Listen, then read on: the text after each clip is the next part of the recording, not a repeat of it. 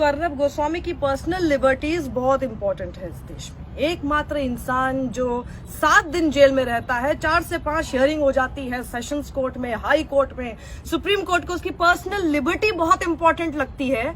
लेकिन एक 83 साल का बुजुर्ग आदमी जिसको आप कोविड के समय पे बीमार हालत में उठाकर ले जाते हैं, झारखंड से आप महाराष्ट्र ले जाते हैं उस आदमी को पार्किंसंस की प्रॉब्लम है। वो सिर्फ इतना डिमांड करता है, वो अपनी बीमारी का भी बहाना नहीं बनाता, वो सिर्फ इतना कहता है कि हाथ हिलते हैं, पानी का ग्लास नहीं पकड़ सकता, सिपर अवेलेबल करा दीजिए। सिपर मिले या नहीं मिले उसके लिए एनआईए कोर्ट कहता है 20 दिन बाद सुनवाई होगी कि सिपर आपको देंगे कि नहीं देंगे। ये पर्सनल लिबर्टी वर्ड याद रखिएगा जिसका इस्तेमाल सुप्रीम कोर्ट ने किया है। पर्सनल लिबर्टी लगता है इस देश में सिर्फ अर्नब गोस्वामी के लिए है, या फिर उन लोगों के लिए है जो सिर्फ सत्ता के कहने पर काम करते रहे।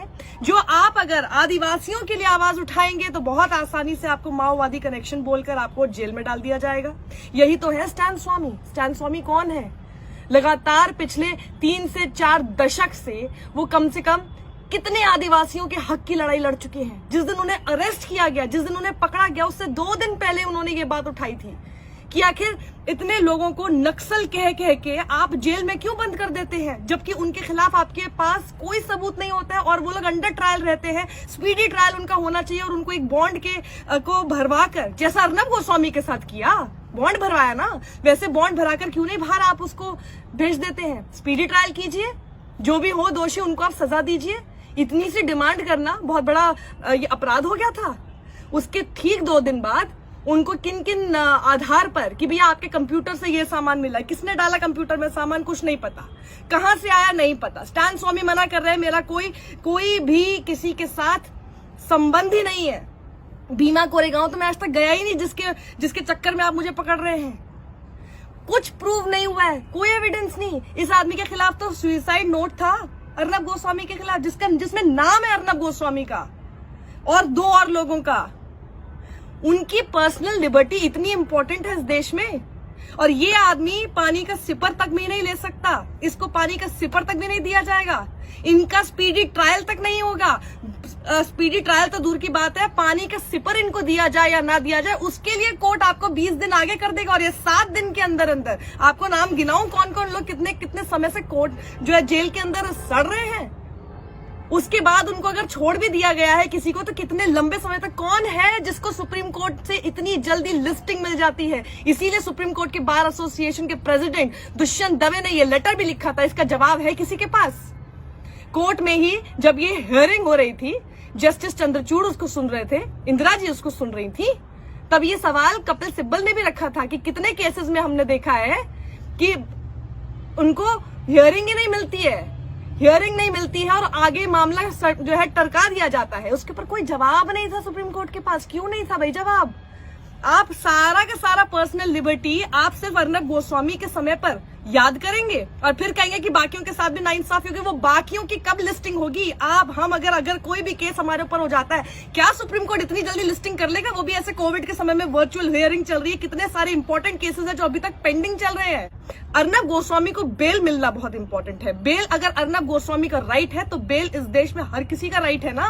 पर्सनल लिबर्टी के सिर्फ एक आदमी की चलेगी और सिर्फ इसलिए चलेगी कि भैया आप जो काम कर रहे हैं वो सत्ता को बड़ा पसंद है। ये कौन से कनेक्शंस हैं? ये क्या चल रहा है देश में? तो राइट टू इक्वालिटी कहाँ रहा?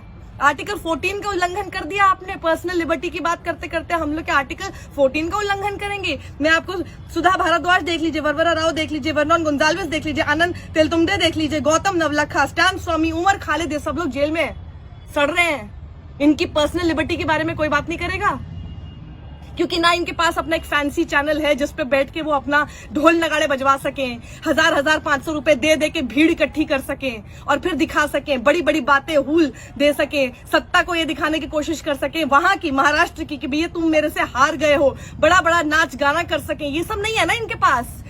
इनके लिए बोलने के लिए कोई नहीं है ना। ये बेचारे स्टैन स्वामी लोगों की, आदिवासियों की लैंड रिफॉर्म्स पर बात करते रहे। 5th शेड्यूल अभी तक इंप्लीमेंट ठीक से क्यों नहीं हुआ है उसके ऊपर हमेशा सवाल खड़ा करते रहे। लैंड बैंक्स नहीं होने चाहिए, उससे उनका कितना नुकसान होगा इस पर वो बात करते रहे। ये उनकी गलती थी, ये उनकी गलती है ना।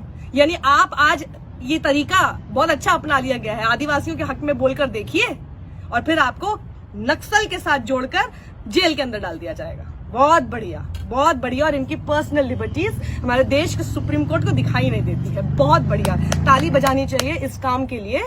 Thank you so much for showing us कि यहां पर not everybody is equal before the law. Thank you so much. बहुत कुछ संविधान की किताबों में पढ़ा था, लेकिन ऐसा लगता है वो सिर्फ पढ़ने लायक ही रह गया है। इम्प्लीमेंटेशन में अब कुछ भी नहीं दिखेगा। हम भी आगे याद रखेंगे अर्नब गोस्वामी की ही तरह, और कितने लोगों पर अब और FIRs होती हैं और कितनी जल्दी सुप्रीम कोर्ट उन पे लिस्टिंग करता है। Let's see, now let's just wait and watch. Everything is in front of us. ये ऐसे नहीं छोड़ा जा सकता है। और आप भी आवाज उठाइए। आज आवाज नहीं उठाई तो सिर्फ एक अर्नब गोस्वामी ही है जिसके हक की बात इस देश में होती रहेगी। ना आपकी पर्सनल लिबर्टी का कोई ख्याल रखेगा, ना हमारी पर्सनल लिबर्टी का कोई ख्याल रखेगा, ना आपके पिता की, ना आपकी बहन की, ना आपकी माँ की। कुछ भी, कोई भी आपको कभी भी किसी भी मामले में फंसा देगा, सड़ते रहिएगा फिर जेल में। पर्सनल लिबर्टी गई तेल लेने, यही होगा। Unless and until your name is Arnab Goswami, remember that.